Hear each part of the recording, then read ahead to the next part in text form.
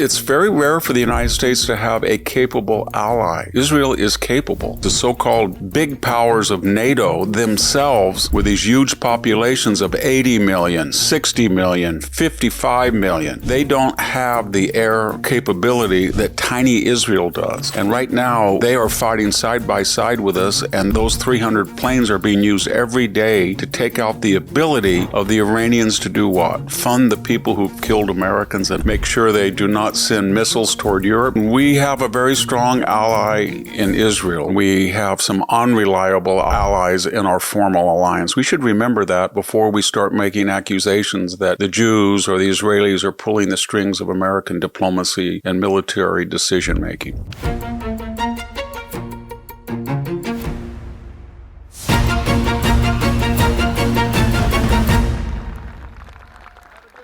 Hello, this is Victor Davis Hanson for the Daily Signal. There's been a lot of talk in connection with the ongoing Iran war about our allies. Specifically, people are suggesting that Israel has an inordinate role to play in our decision to attack the theocracy in Iran. And there's even posters going around of Israeli puppeteers and we're the puppets, which is kind of ironic when we're a country of 340 million people and Israel is tiny and 11 million. And they, of course, don't direct American foreign policy. But before I get to Israel, I'd like to talk about our other allies.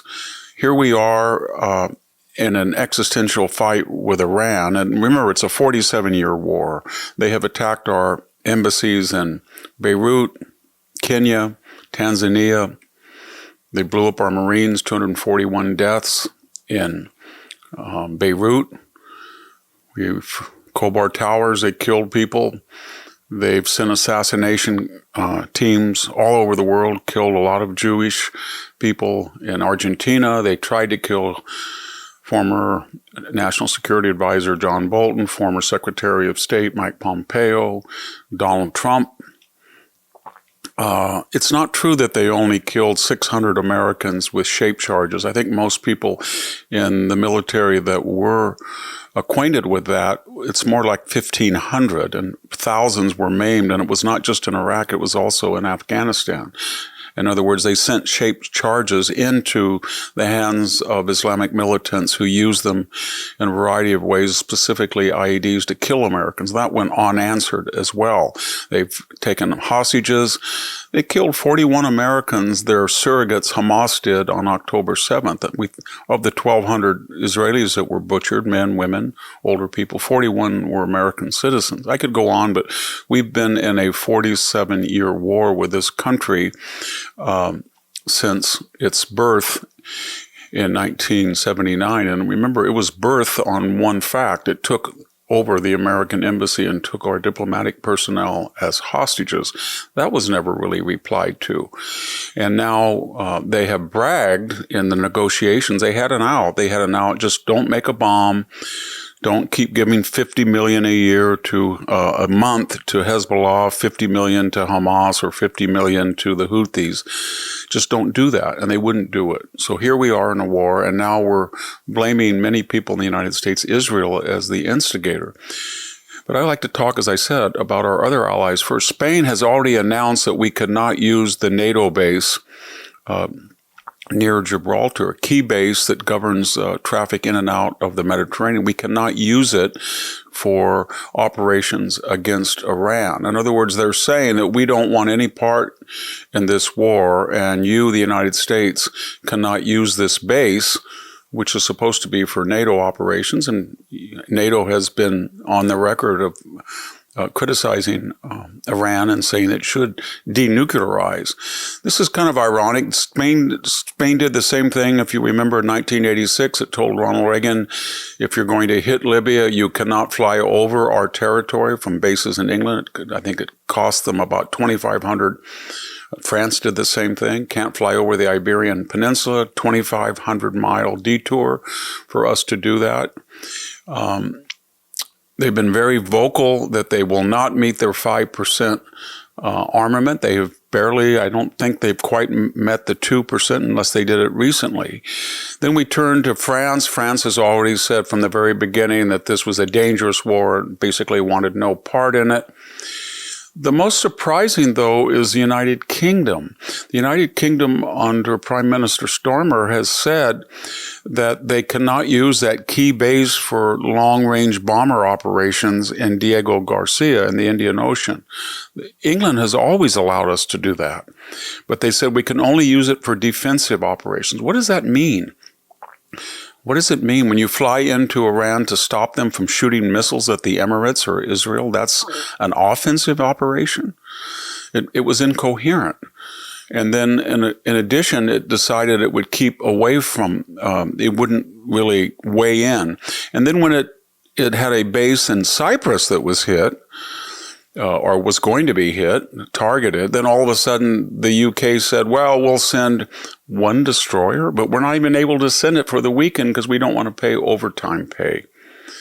What's going on with our allies? Does Mr. Stormer remember the 1982 Falkland Wars? Remember Falklands? Argentina took it. Britain wanted to go halfway around the world. They didn't have the wherewithal to do it.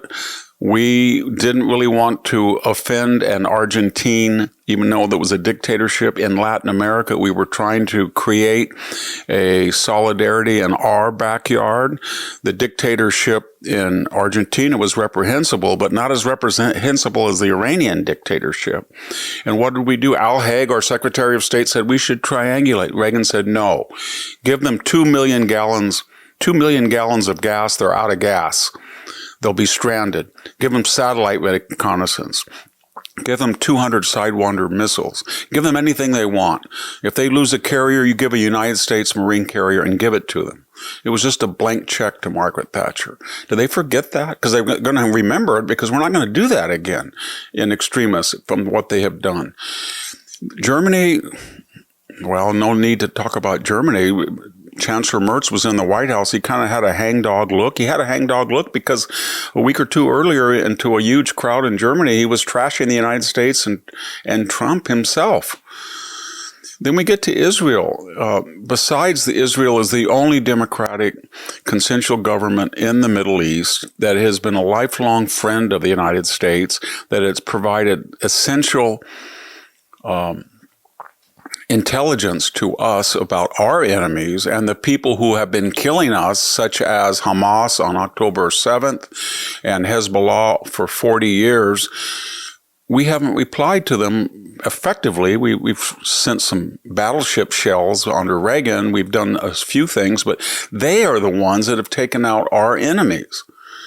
And by the way, it's very rare for the United States to have a capable ally. Israel is capable. I'll give you one example. If you count all of the planes that are ready to fly, jet fighters, that Britain has, Israel has more, a lot more, 100 more. If you count all the planes that France does, 200, Israel has 300. If you count the planes that Germany has, 150.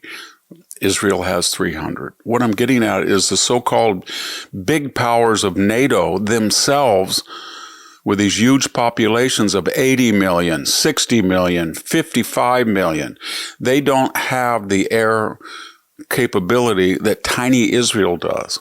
And right now, they are fighting side by side with us, and those 300 planes are being used every day to take out the ability of the Iranians to do what? Fund the people who've killed Americans in Hezbollah, Hamas, the Houthis, make sure they do not send missiles toward Europe. Remember Barack Obama, he gave missile defense away in 2012 in Seoul in that quid pro quo with the Russian government.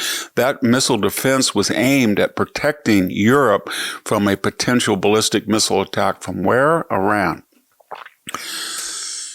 In conclusion, we have a very strong ally in Israel. It's one of the most capable countries in the world, and we have some unreliable allies in our formal alliance. We should remember that before we start making accusations that the Jews or the Israelis are pulling the strings of American diplomacy and military decision-making. Thank you very much. This is Victor Davis Hanson for the Daily Signal. Thank you for tuning in to the Daily Signal. Please like, share, and subscribe to be notified for more content like this. can also check out my own website at victorhanson.com and subscribe for exclusive features in addition.